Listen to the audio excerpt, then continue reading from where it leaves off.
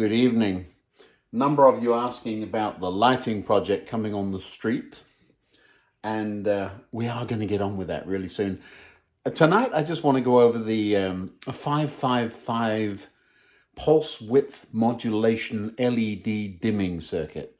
What a mouthful. We are going to put some LEDs in the windows there. The dimming circuit for LEDs is because it's not easy to dim them. Well, it is easy to dim them, just not with the normal add another resistor in series with them dimming. That kind of doesn't work. So this will end up being a bit of a technical marathon. We'll run the goods train at the end. If you're not interested in electronics, zip forward to the end and work backwards and you'll see this thing running. If you're more interested in the street, then just hang on to the next video. But this is electronics today. I'm just going to talk about, you often see waveforms drawn, this sort of thing. And somebody will put a 0 and a plus and a minus and all that good stuff. When we're talking about volts, we sometimes plot them this way, just so that we can see what's going on. There's a little face in there, see that? With DC though, we have a 0 line, and so this is your base 0 line. And if I were to put a 9-volt battery on there, we would say, okay, between here and there is 9 volts. So we'll stick with 9. Usually for this kind of circuit, it's 5 or something, but we'll say 9 volts. There we are. So if we put something that runs on 9 volts there, and we just don't do anything, there'd be 9 volts DC across it. Now, if we were to turn it on and off really quickly, so on, off, on, off, on, off, these on, in the old days, by the time the incandescent, so here we go, on, look like this, you see, and we're going to turn it right back off again, and then we're going to turn it on and right back off again. And I'm trying to make these the same size. On, I missed there, didn't I? Right back off again. On, stays on a little bit and goes right back off again. On again, and right back off again. Now, if we were to do that and then get another color pen, I found a colored pencil. This will work. So in the old days, if we had a light bulb where we turned on an incandescent light bulb, it would come on. There it comes on. It takes a little while to warm up, a fraction of a second. Now all of this is the timeline, of course. And all of this is happening in very, very much less than a second. So very, very fast. So what happens then is the moment it turns off, the incandescent filament starts cooling down and starts dimming down again. But immediately gets hit there by the next pulse coming up. So up it goes again, and it does this. So if we were to do that, and what your eye sees is an average of that. A little bit of a flicker on it, but if you can do this really fast, there's your... So the level of brightness has come down a bit. Now, if we were to turn it on and off less quickly, so now same width pulses, but we're doing it less often, the overall brightness would appear to come down. The problem with that is that there is a frequency to this. It has a spot frequency that varies. And so that would be a frequency modulation, because this has because it's going on and off a particular number of times a second, that's what makes the frequency. Now, the difference between frequency modulation, I should draw a couple more just to give you the idea. So you got these spikes. So this would be really dim. You see this? Because now the pulses are further apart. But the pulses are all the same size, they're just, the frequency is changing.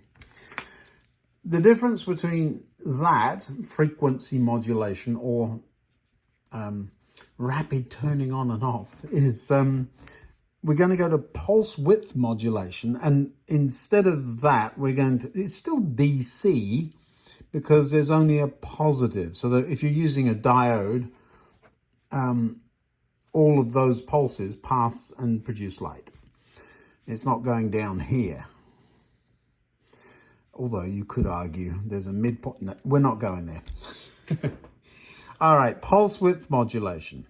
So we've got the same timeline. We're down here now.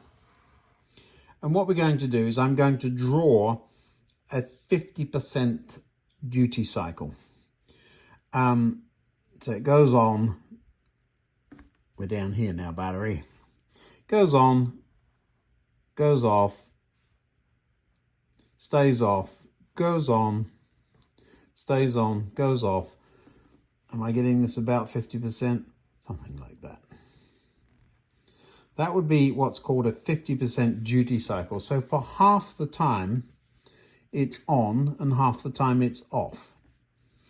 With, but there's 1, 2, 3 cycles. You see, and we've started a fourth. If we were to increase that to a 75% duty cycle, what am I doing here? I've got to come down 3 lines. I want to try and get it all on one page, Ian. So a 75% duty cycle, the thing goes on, and it stays on for 75%. That's 50, so this must be 75. It goes off, stays off for a little bit of time, goes on. Do you see this?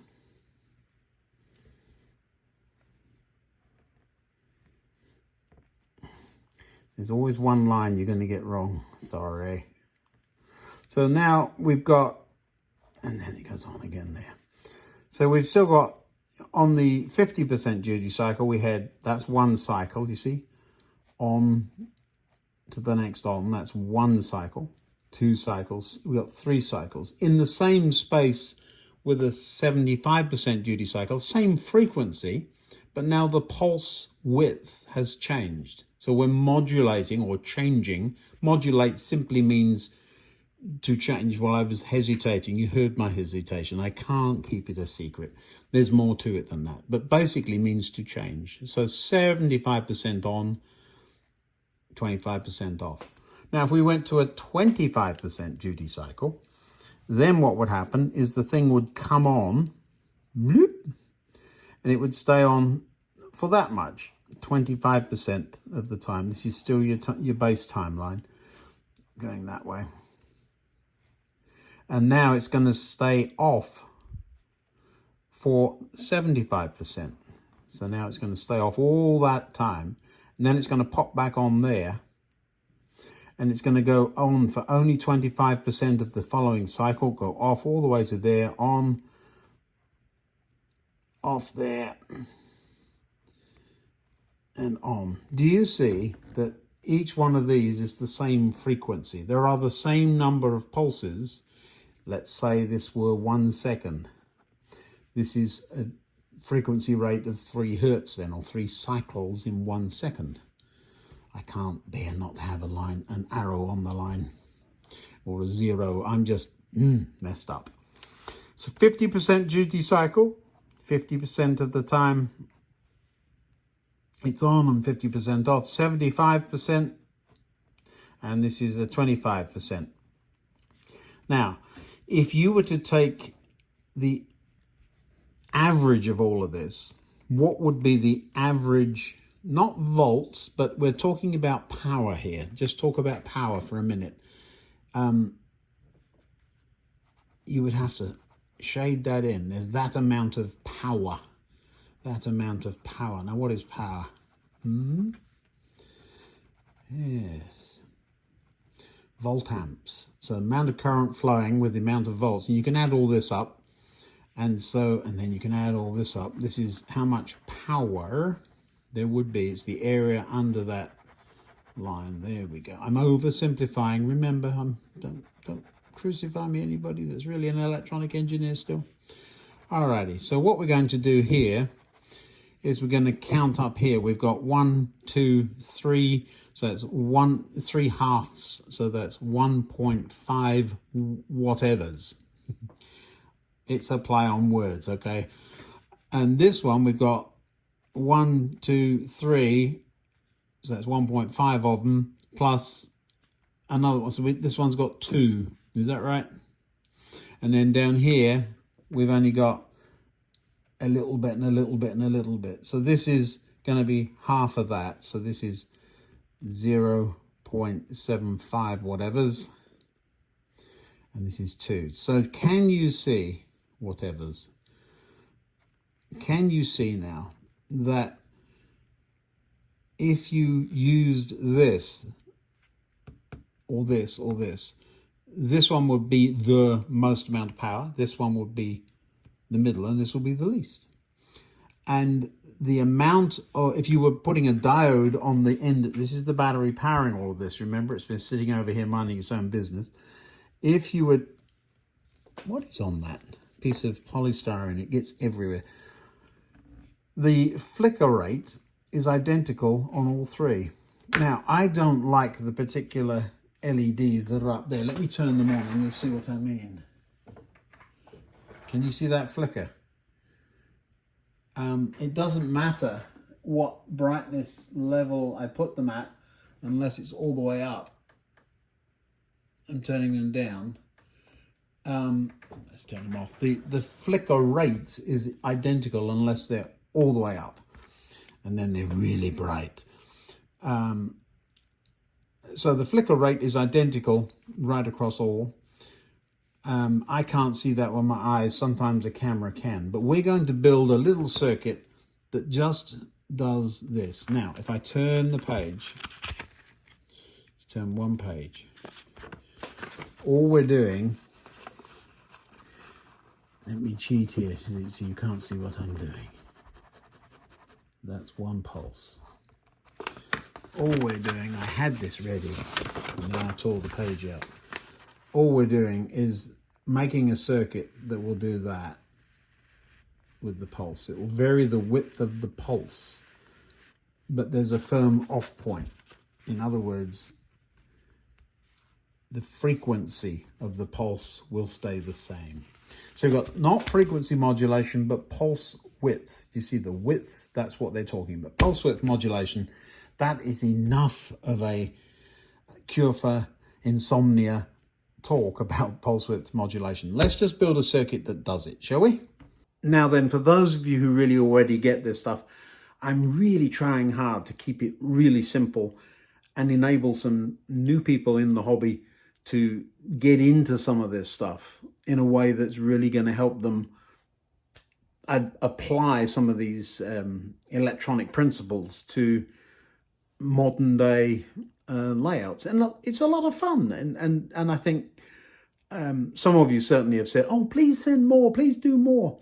Still want to see some trains running. And all of the projects that I'm messing with here, I think because this is a trains of thought, not just of thought, they have to have some relevance to the model railroad or model railway industry. I'm going to call it that because that's what it is. It's a hobby, but somebody's got to make the stuff. So let's get on with making the circuit. And I will attempt to put indexing in the description. A bit late telling you that now, but it will be there for anybody that looks and starts complaining that I should do that. Shh, don't tell them. Now, I'm not going to get into how the 555 works and all that good stuff, other than to say that you've seen us using it as a multivib to make things flash and to send out a string of pulses to control a decade counter. That I'll show you real quickly. Now, to show how versatile the 555 timer is, you see the runway lights that are flashing there. They are controlled by one of them, as are the traffic lights over there, which you've seen change, I'm quite sure, in the past. Let me just show you what the circuits look like. It's a big old mess down here. That thing has come unglued again. I am cross. And I put glue on it this time. So there's very typical looking circuit. The little chip there with the 8 pins at the bottom is a 555, and what it's doing is sending a bunch of pulses out, and every time it does, it advances the decade counter, it's called, the other bigger chip, and it sends a different output out each time. And in this instance, and I'm going to have to glue that again, that's ridiculous. And in this instance, it's putting on one light at a time and running them up the runway. The other circuit, which was also down there, I just didn't show it to you, is doing exactly the same thing, except we've changed the routing of those outputs to traffic lights. So very versatile. So in the circuit we're going to make today, all we're doing is adding a variable resistor so that we can change the width of the pulses. But I'm not going to get into the fine detail of the 555. Let me just draw, in fact, let me just draw the chip in there for you. I wonder if it'll all fit in here or whether I'll run out of spaces. On the chip, when you look down on them, there's a little dot which indicates pin 1. So there's 4 pins on one side, like that, and there's 4 on the other side, like that. I'll get one out in a minute and show you. There's usually a notch in the end as well, sometimes square, sometimes round. And the pins simply number from there. 1, 2, 3, 4, 5, 6, 7, and 8. Now in this instance, we're going to join a couple of pins together. So we're going to join pin 4 to pin 8. I am going to get my red pencil out again. So 4 and 8 are joined together like that. And can we use a different, have we got different colors here? What have we got? This is a sample pack of pencils from Guinness. Why Guinness makes pencils, I have no idea, but they do. Or they distribute them. We got a blue one there, that will work. And so we're going to join pins 2 and 6 together as well, like that. And then what we're going to do is we're going to make pin 8 the positive. Why don't I just stick with the red? That would be a good idea, wouldn't it? So we're just going to say that's plus. Between 7 and 8, we're going to put a resistor like this, 1K. Pin 7 goes to the middle of another resistor, a variable resistor. There we go, like that. And then pin 6 goes to one end, but it goes via a diode, like that. Is that right? I'm trying very hard to remember. And then the other one comes out like this. I remember the diodes go the opposite way around to each other. So you got a positive like this. That's it. Now this goes there. Then we'll put a little capacitor between 1 and 2.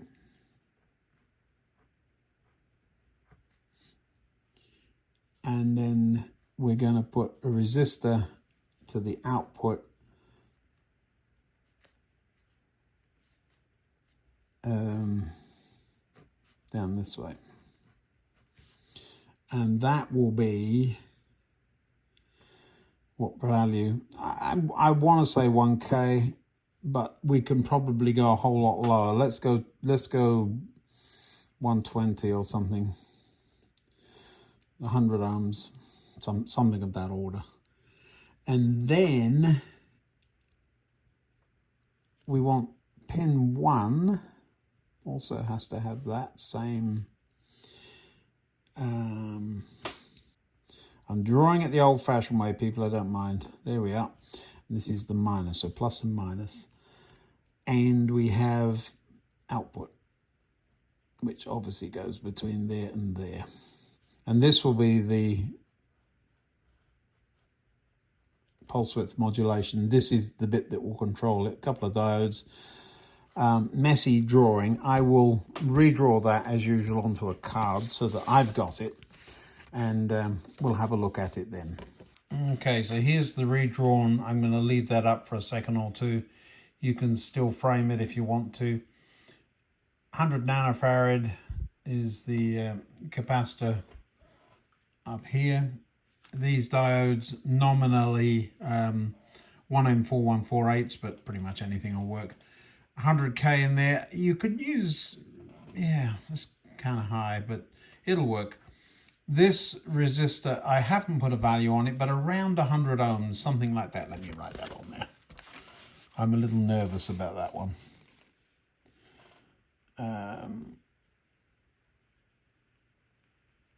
100-ish. Simply, if you're going to put a diode on it, yeah. It depends on the working voltage is the bottom line. So if I call this 9 volts, then that would be about right. That or just a little higher, perhaps. Yeah, so there's your circuit diagram. I will breadboard it. That's all I'm going to do with it. And just because somebody's... I do laugh. I sit here and have a chuckle at the comments when I'm reading them sometimes. There's one recently where somebody was talking about you need to find a way of turning down blue LEDs. So this circuit's for you. Blue LEDs have a nasty habit of burning your eyeballs out like they're as bright as something from hell, he said.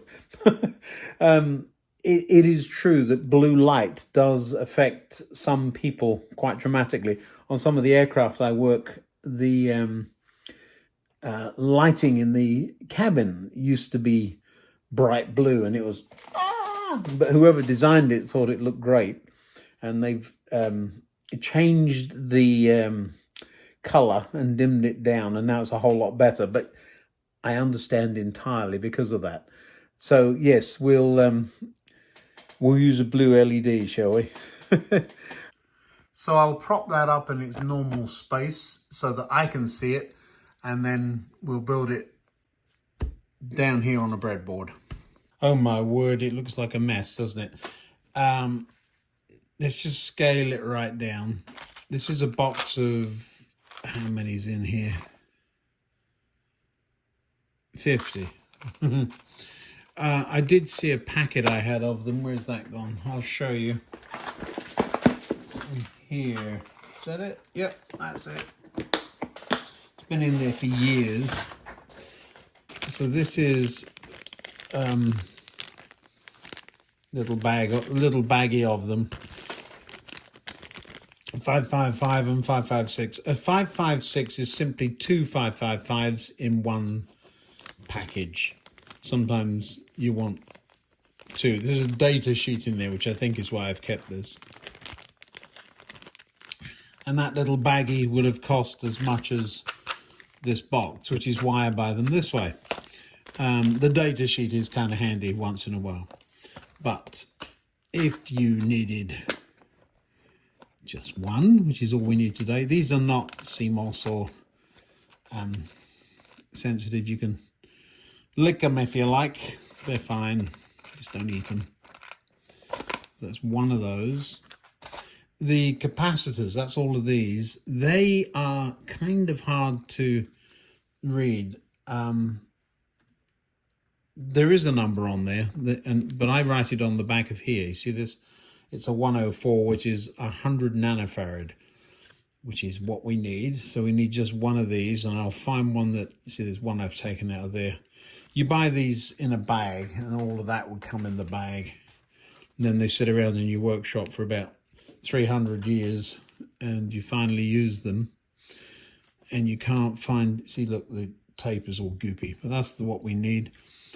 A 1K resistor. Well, I happen to have one left on a, you remember the machine gun rolls of these I have? I have hundreds, probably thousands of them, but there's one on its own, which is handy. 100K variable resistor. I don't have one with a knob on it. That's all right. 1 N555. I have, again, hundreds of those, but we'll just pull 2 of those out. That's all we need. What else? Let's put the rest away, shall we? Well, there you go. It suddenly looks a bit bleak around here, doesn't it? That's it. There's all there is to it. I'm just, if I take the bits of sticky paper off, there's even less. So all of a sudden, we're down to very few components, aren't we? Look at this. That's all it is. A couple of diodes here. We got everything. Yeah, we do. A blue LED, just for whoever it was that made me chuckle. Ick. Yeah, that's it. Nothing to it. Right, we'll pop this together on the breadboard. Do you see how it works? That 1K resistor there is that 1K resistor there. Yeah, it's one bit in. The diodes, those, they keep running away. I don't think, I still only got one. I just went searching for it. Let's do it again. Where are you? How do you get away? You've run off on me. There's hardly any components. I'm not getting all organized with them, but look where it ended up. It really is trying to escape. Come here. Gotcha. Don't run off. Pro tip for you here. I think it more affects those of us who have hundreds of these things where we're not using first in, first out. So these have been in the box for years, probably. I used a lot of them, but because these were in a Radio Shack pack, I know they're older. When you use older ones, what happens, apart from running off the desk on their own, unassisted, is that the sticky paper, yeah, that one was trying to get away. Look, what I'm going to do to you won't hurt, I promise. I'm going to shove some volts up you. The sticky paper, so it'll be more evident on this. You see it? So you end up having to either trim the wires short or scraping off the sticky. The reason you have to do that is because it's not conductive. And so when you shove it in the board, all of a sudden something doesn't work, and then you get all frustrated and mad at yourself. With this kind of diode, they are quite tiny. Do you see there's a black line there at that end? It's the same as this one. There'll be a black line. You see it? So one of these is one way around, one the other. They look the same, but the black line is at opposite ends. So the black line indicates the plus on the diode. Pin 4 and 8 connected together. You see I've done it with a red wire. It's simply because 4 is also to the positive supply. So what I've done on the board here is run positive battery out to the plus line, and then drop that down to pin 8 and pin 4. So that's all you have to do. Let's just hook this green wire up to the negative of the battery. It is. And the red to the positive. Oh, yeah, it worked. Well, we got a light bulb anyway. The hellishly bright blue light, as one of you called it. This is all your fault. You people complained about bright blue lights. Now let's see. 100K, does it? It's not doing anything that way. Let's turn it all the other way. Aha, see, there we go. Nicely. I don't think, let me turn the big light off here. I don't think you appreciate just how beautifully dim that is. It is very dim. The camera is doing a remarkably good job of making it look not dim. Perhaps if I show it on my finger, you see, I can control the brightness all the way up. That's how it would normally be when it's on. And you've got range. Now, I will say, the reason I put my finger beside it is so that if I can find a diffuser, well, a piece of paper would work, wouldn't it? Let me rip a piece of paper off my pad here. This might work, people. All in real time. You see this? You see what I'm up to? Just a strip of paper usually works as a nice diffuser. Yep. I've got 2 sheets. Now you've wrecked up my notebook now, you see. Let me turn this brightness up first. You see it? Now, I'm expecting you to be able to see the flicker. You might see it on my finger. You see it? There. Now, to the human eye, I am not seeing any flicker whatsoever. It's just dim. But because you're not seeing it directly, does it? You see when it's shining on something, a little bit diffused light. Let me put that more into the shot. There we are. See the flicker? I cannot see that when I'm looking at it. That's very, very dim. And no flicker there. And the reason for that is the pulses would be 100% or very close to. So the pulses now are just continuous. And now we're turning it off for longer and longer. And so then you start to see that flicker looks really amazing on the camera. You see that? But in real life, I cannot see it flicker at all. Not even a little bit. And that. So anyway, that's a pulse width modulation. So that is remarkable, to be quite honest. How dim that is for a blue LED. But on the camera, it looks like it's flickering. In real life, that's just a glowing, precious little blue light that isn't from hell. So there's your circuit. That's a 555 pulse width modulation circuit. That's the mess it looks like. Of course, that would go down 2 ways you could do it, either on a little bit of board, or alternatively, you could almost make this on the back of the chip itself. It's so small. Right, let's just have a train run, shall we? I'm going to turn this off. See, it's out of shot. Let me just turn that up so you can see. I'm trying to show you the variety of brightness this thing it's on. If I can just shield the light there. Can you see that it's on? Blue glow against the edge of the breadboard there. Look at that. You see, that's probably more effective demonstration. Look how bright that is, and it's nowhere near the camera. And then we can turn it full range of brightnesses all the way down to barely on. And that doesn't appear to be flickering there. But if I put it in shot, you can actually see it flicker. But I can't, again. Good.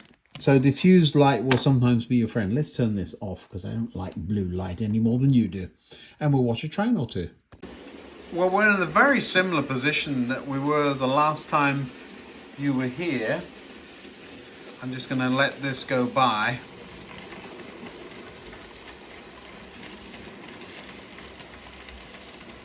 And the reason we're wrong side running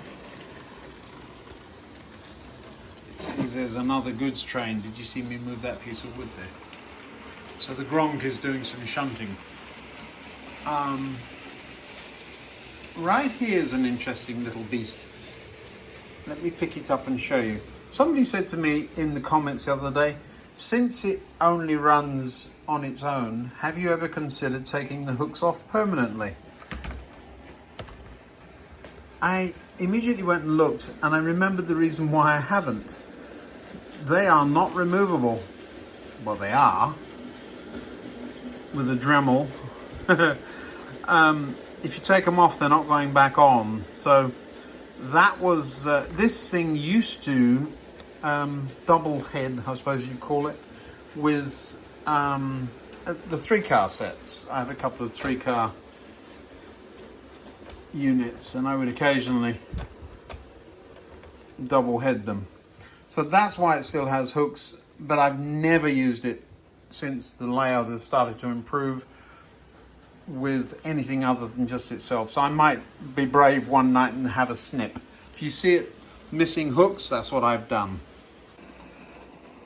In one of the upcoming videos, we will be looking at the back scene. And I completely forgotten this wasn't going to go around the loop, but going to dive down underneath there. I'll show you that the next time round. It's quite interesting. Well, it's quite interesting to me at least, and I thought you might like to see it.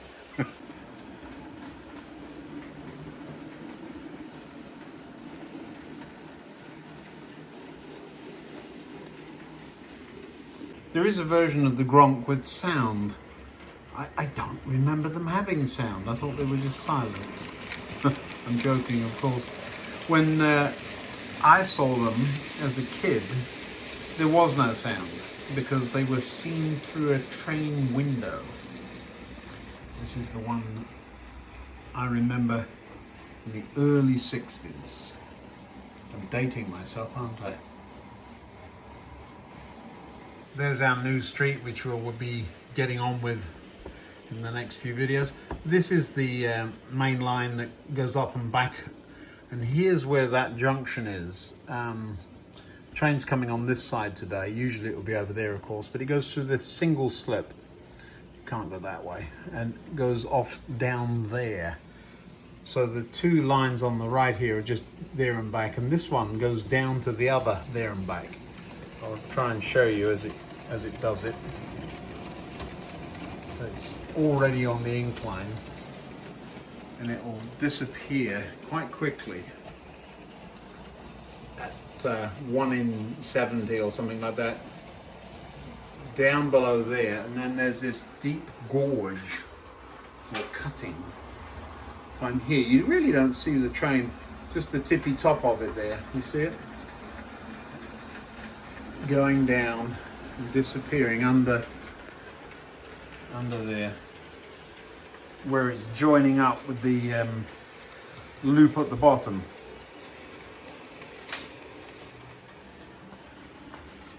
Before emerging back onto the scenic side of the layout. So that's how that works.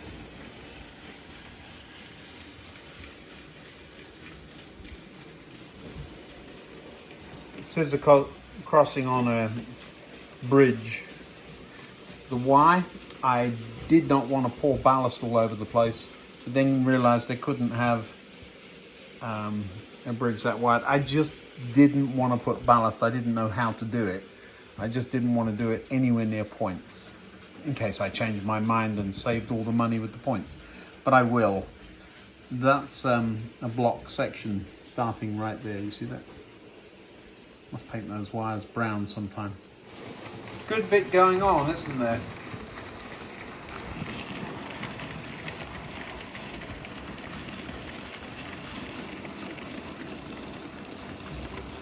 I have just noticed that there are 2 of those. There's one there and one there. If they're not the same, they're very, very similar. Anyway, that's it for another one. Hope you've enjoyed it. A little bit technical there at the beginning. Sorry about that, but you did ask. So there we go. And there's some good trains running finally. Thanks so much for watching. Really do appreciate you. Please hit that subscribe button if you haven't already, and the like button if you like. And we'll see you in the next one. Bye now.